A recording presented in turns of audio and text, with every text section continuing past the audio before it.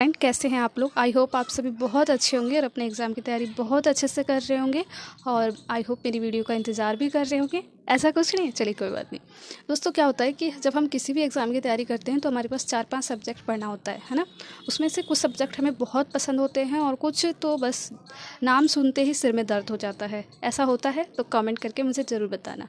तो जब आप सीटेट की तैयारी करते हैं तो उसमें भी किसी को ईवीएस अच्छी लगती होगी, किसी को सीडीपी, किसी को हिंदी पढ़ना बहुत पसंद होगा, तो किसी को मैथ से डर लगता होगा।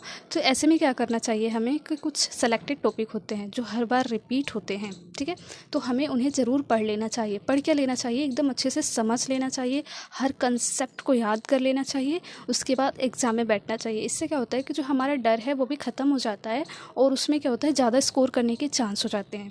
तो आज की वीडियो उन सबके लिए है जो सीडीपी से डरते हैं और उसे कम पढ़ना चाहते हैं, ठीक है। तो आज की वीडियो में कुछ ऐसे टॉपिक आपके साथ जो है शेयर करूँगी जिससे आप पढ़ने के बाद ना केवल उससे अच्छा स्कोर कर पाएंगे बल्कि बहुत अच्छा स्कोर कर पाएंगे, ठीक है।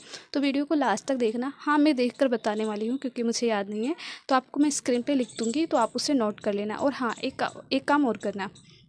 ऐसा नहीं है कि ये टॉपिक है आपको केवल यही करना, नहीं।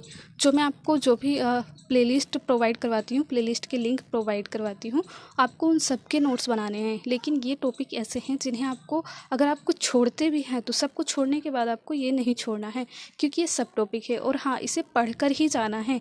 आप किसी भी एग्ज़ाम में बैठेंगे, चाहे वो KVS हो, चाहे DSSB हो या किसी भी स्टेट का टेट हो, उसमें ये टॉपिक ज़रूर आते हैं। और सीटेट में तो पूछो ही मत। सीटेट में तो 1-2 नंबर 3 नंबर तक ये कवर करते हैं। तो मैं अब स्टार्ट करती हूँ। और हाँ, मेरा वीडियो बनाने का केवल ये उद्देश्य नहीं होता है कि मेरी वीडियो बहुत बड़ी हो, नहीं। मैं ये चाहती हूँ कि मेरी वीडियो बहुत छोटी हो और उसमें ज़्यादा से ज़्यादा मैं आपको चीज़ें बता सकूँ। तो मैं बिना किसी देरी के आप शुरू करती हूँ, अदरवाइज़ ये वीडियो बहुत बड़ी हो जाएगी और आप लोग बोर हो जाएंगे, ठीक है। तो सबसे पहले जो है वो है 2020, ठीक है, NCF 2020। उसके बाद जो है NEP 2005, ठीक है। उसके बाद जो है अध्ययन विकार, लर्निंग डिसेबिलिटी जो दोस्तों जो होती है ना, तो अब क्या होता है कि पहले डायरेक्ट पूछा जाता है कि लिखने में ये प्रॉब्लम है तो इसके लिए ये कौन सी डिसेबिलिटी में आएगा।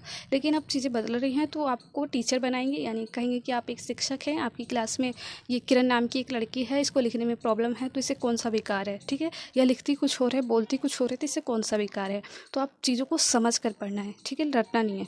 उसके बाद आ जाता है अभिप्रेरणा और अधिगम, ठीक है। तो इसे भी बहुत अच्छे से समझना, बहुत अच्छे से पढ़ना। उसके बाद आ जाता है समावेशी शिक्षा, लिंग, बुद्धि में गार्डनर जी आएंगे, उन्हें आपको पढ़ना होगा। उसके बाद पियाजे, कोलबर्ग, बायकोत्स्की और एक लास्ट आ जाएगा समाजीकरण, यानी कि सोशलाइजेशन, ठीक है। तो इन सारी चीज़ों को जब आप समझेंगे तो ये चीज़ें आपको बहुत अच्छी लगने लगेंगी और सच में आप इसे करने के बाद इतना अच्छा स्कोर करेंगे जो आपने कभी सोचा भी नहीं होगा। और हाँ, सीटेट एग्ज़ाम की तैयारी जब आप करेंगे ना दोस्तों, तो आपके सामने ऐसा माहौल बनाया जाएगा कि जो है आपका कल्याण पेड कोर्स से ही होगा। लेकिन ऐसा नहीं है। आप सच मानिए, मेरे साथ जुड़े रहिए। एक दिन ऐसा आएगा जब आप खुद कमेंट करके मुझे कहेंगे कि मैंने 90+ स्कोर किया है सिर्फ आपके सजेशन से। आप मुझे ज्ञानी मत समझना, मैं कोई ज्ञान देने नहीं आती हूँ, बल्कि जो मेरे पास अनुभव है मैं केवल वही शेयर करने आती हूँ। और आई होप आप सभी को बहुत अच्छा भी लगता होगा।